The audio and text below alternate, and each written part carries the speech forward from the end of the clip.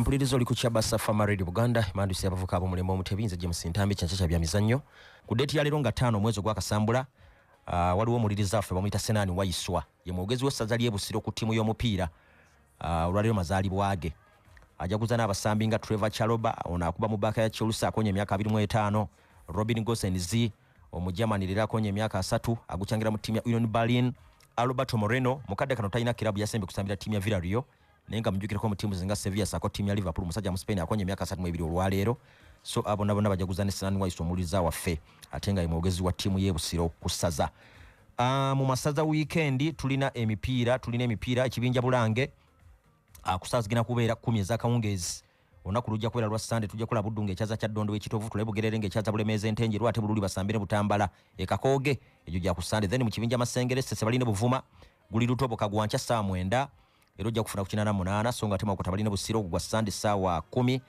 then wali Ebuwama then Busujju bakyaza Kabula guli Kakindo era saa 10 ku Sunday okuyingira 15 n'omutwalo mu VIP asonga ate ekibinja Muganzirwa za coach ne bwekula bali ku Raka IPTC era gwa saa 10 ku Sunday then Kyago bali ne Mawogolera gwa saa 10 emikono ku Bishops atenga Singo ne Gomba bajja kwera wali ku Emityana za ground era nagugwa ku Sunday saa 10 za kawungezi Buruge nakate mu pakeza Euro jukira tuli ku muterero gwa quarter final nenga nsoka kuba jukisa screening ya bingwa wetuvira no kumpewo tujja kuba tutandika butandisi kolo omukolo gugwe olwa ate studio quiz atandikenga 15 nga Euro awedde n'olwecha abatanda bakutuuka mpapeeko twagala tugende okuvaano nga abantu bonna batudde dda Euro quarter final tuline Spain ne Germany biroko gwa sawe mo yakawungezi bagwadde Anthony Taylor gwa lwaleero timu zombino zina abasambi abali ku kawuzi ko ku misingo omupira guddako singa babira bayiseewo ntegeza singa besanga bafuna yellow card mu game ene y'olwaleero basobola ate obutasamba mupira gunaddako yogera ku timu ya Spain yogera ku basambi nga Dani Carvajal, Lino Mandi, Alvaro Morata captain Sakone Vivian abasinga kubaka afuna kadi ya kyenvu leero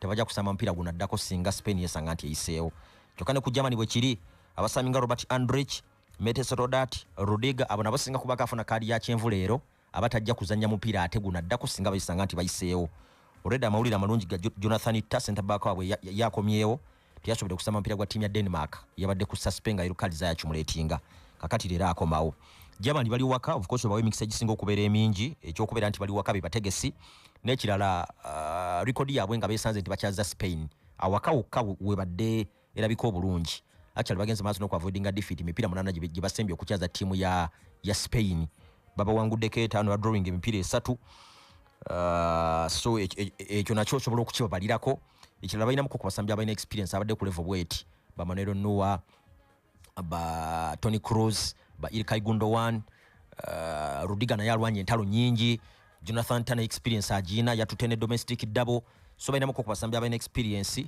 bebasobola okubesinga ko nga bajja mu game eno naye mu game bweti beta go respectinga nyo team ya Spain team esinzo ku impressinga in fact etebye golo 9 ne conceding emu yava mu kibinja ngene maximum points atule basimba okukikola mu 2-8 bamaliza bawangudde ekikopo nga ne ku final bakuba timu ya Germany yennyini golo ya Ferran Torres yali golo mu kubwerere ku round ya 16 Spain baguwangudde nnyakwe mu bakuba Georgia ba debutants in fact bavuddeko nababega so timu yene basamba erina okuba respectinga intensity yabwe yeyongeramuko bakosa nnyo wings ateza abaana bato kuliko ne ko Williams ne Lamine Yamal tebakoowa abo nabona balina okubegendereza ennyo naye still ngeranga bakugambye nti Spain threat nyeri Germany Spain yeno mipira mkaga jesembye okuzanya ejiri competitive ebadde emaliriza against Arsenal ku avoiding defeat in fact bawangudde emipira 3 ne drawing 3 omono mwe muli ne Euro final eya 2-8 gibage na Arsenal okuwangula goal ya Ferran Torres so timu zonna za amaanyi era mpira guno tugusuubira okuba nti egena kwera tight affair gujja kubeera ku ga contest ene 50-50 gusobola okugenda either way era tewewunyanga nga gususe ne ku dakiika 9 nga tezisazeewo naye nze nkyakiriza nnyo mu timu y'abanafu aba Spain okusinza ku bibagenze maaso n'okukola ndaba nga balina emikisa gisinga okubeera emingi wadde nga Germany egenda kuba yeri awaka omupiira omulala gwa Portugal ne France bagwadde Michael Oliver ogwa Spain bagwadde Anthony Taylor mu Ngereza kakati guno gwa Michael Oliver yagenda okugoberera mitambo Portugal abasaminga Joao Cancelo Ronaldo Francesco Conceição Joao Parinha Pedro Neto Ruben Neves abo nabo nasinga kubaka afuna kadi ya kyenvu leero Portugal neyitabo tebajja kusamba mpira gunaddako kyokka ne France abasaminga Dembele Griezmann Mbappe captain ne Chouameni abo nabo singa kubaka afuna kadi ya kyenvu leero tebajja kusamba mpira gunaddako bajja kubeera suspended singa France yesanga nti eyiseewo. Already Adrian Rabiot yali suspended, kitegeeza Kamavinga awo balina chance ate egenda maaso n'okutandika game eno ey'olwaleero. Bufalansa tennasamba bulungi nnyo naye sigala ttiimu y'amaanyi, kyokka nzibu yakuteeba olaba tebannagiteba golo yonna mu open play. Era golo yokka gye baagitebya yabadde ya penalty. Ku Poland Lewandowski penalty gye yakonvatinga. Balina n'omukisa nagwo balina munene nnyo. Ye ttiimu esinza okubenefitinga mu own goals. Mujjukire ku opena nga basamba ne Austria, golo yali yakyeteba era ne bafuna obubonero busatu, yewini yokka gye bafunye mu kibinja naye nga golo yakyeteeba.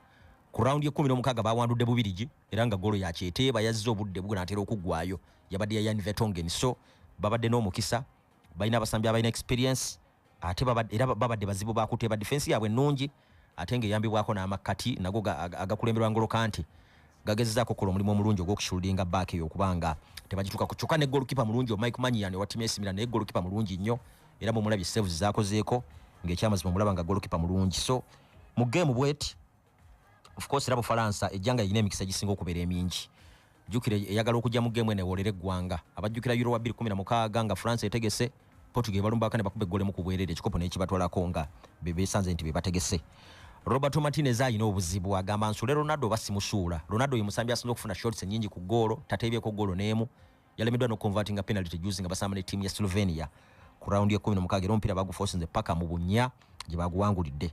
Game eno egenda kubeera yakutaano mu mpaka eza Euro, ttiimu zino nga zeesanga naye nga Bufalansa yasooka newangula ebiri egyasooka mweyite 4 yawangula 3-2 ne mu 20 newangula 2-1 naye gye emirundi gyonna Bufalansa gye yagenda maaso n'okuwangula yamaliriza n'ekikopo ekiwangudde mweyite 4 ne mu 20 mubijjukira bulungi nnyo.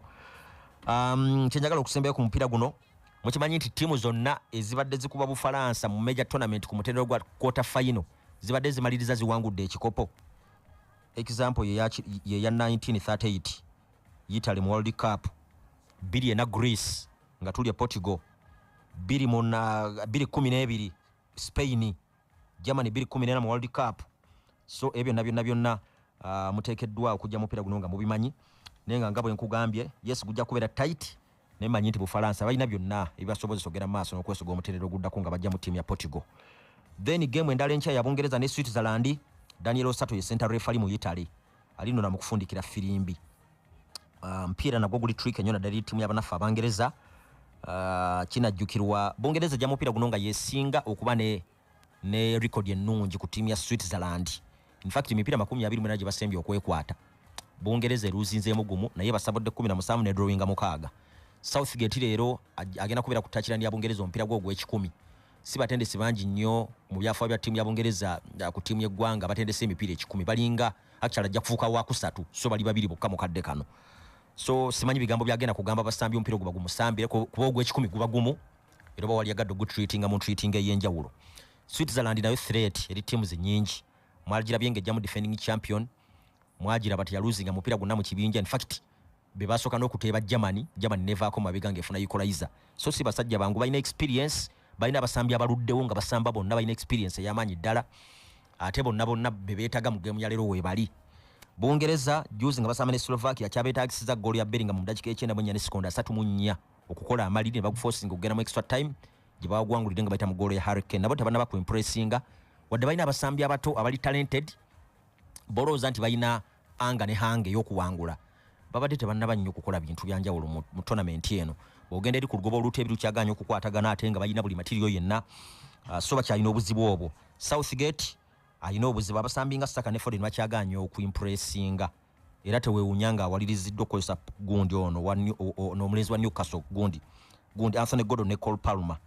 Then mu kisenge manyi ayinza kuba baaka 3 abasambi nga John Stones, Walker ne Ezri Konsa wa ttiimu ya Aston Villa kuba gundi Maguire ate yalwadde abadde apatinalinga Roth ali ku suspe abadde apatinalinga ne John Stones. Kale teweewuunya nga olabye baaka 3 olwaleero naye nze sijja kwewuunya nga Bungereza eno okusinza kuba embadde njiraba okuva mu kibinja paka weetuuse wano sijja kwewuunya nga teri mu mpaka nga tegenze ku mutina gwa semi final. Then game endala era nayo yankya gye tujja okulabira ttiimu ya Holland ng'esamba ne Turkey ku ssaawa 4 bagwadde referee baguyita Clement Turpin okuva bajja kusambira mu kibuga ky'e Berlin. Ttiimu zino zeeteeba nnyo era bw'olaba emipiira ebiri gye basembye okwesanga bombi gyabadde mu World Cup qualifier wa 2022 yabadde atutwala ekkata beesabudde ggoolo 13. Turkey mu match wa 2021 yawangula 4-2, Holland neewangula 6-1 mu mwaka gwe gumu. Lero besanga omulundi gwa 15 mipira egi international.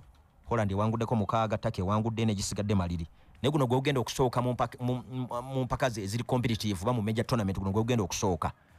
Bw'otunulira ttiimu zombi ziteka ku mizaano olaba nga Holland eri wagguluko okusinga ku ttiimu y'abanafu aba Turkey. Era nagwo tetujja kwewuunya nga Holland emaliriza eyiseewo. Eri mu Copa America, Argentina eyitiddewo mu penalties ekubya Ecuador. Guwedde goal emu ku emu abadde Lisandro Martinez yatebedde Argentina. Mu yekyenda mu emu Kevin Rodriguez n'atebera Ecuador. Ne bagenda mu bunya Argentina ne wangula 2-2. Messi yalemeddwa penalty. Ne abasaminga Alvarez, Alexis McAllister, Gonzalo Montiel ne Otamendi bakonvertinze zabwe ne bataasa Messi okuwona okuswala. Venezuela ne Canada bajja kusamba nga bucha ku ssaawa 10. Then n'ekiro ekinakesa ku Sunday Colombia ne Panama ku ssaawa 7, Uruguay ne Brazil ku ssaawa 10. Nga buche eyo ye quarter final bwetu weyimiridde mu mpaka za Copa America. Ebisinga awo tugenda kwongera okubyogera mu byemizannyo ebirala. Njagala kubasibulira wano Mukama Katonda abatukumire Ssaabasajja Kabaka awangaale.